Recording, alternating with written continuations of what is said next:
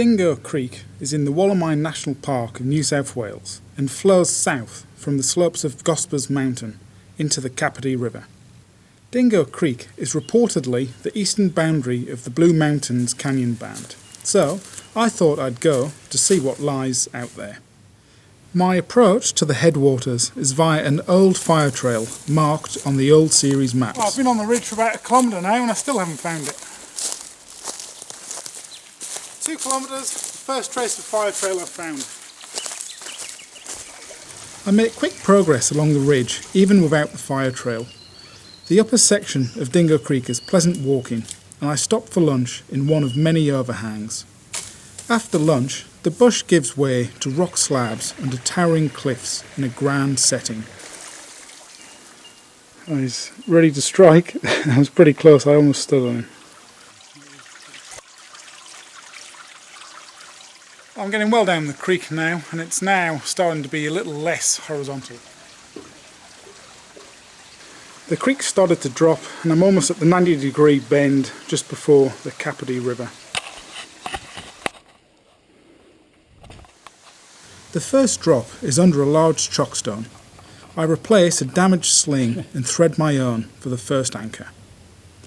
The first abseil is just over 10 metres. A pool of uncertain depth looms below, but it's only knee-deep.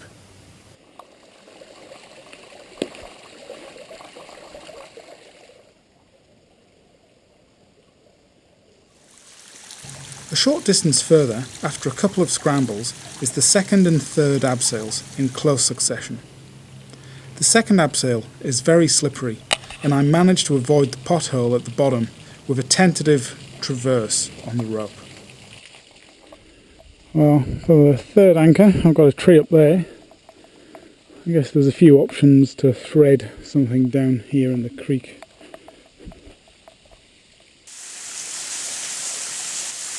That's looking back up my third abseil.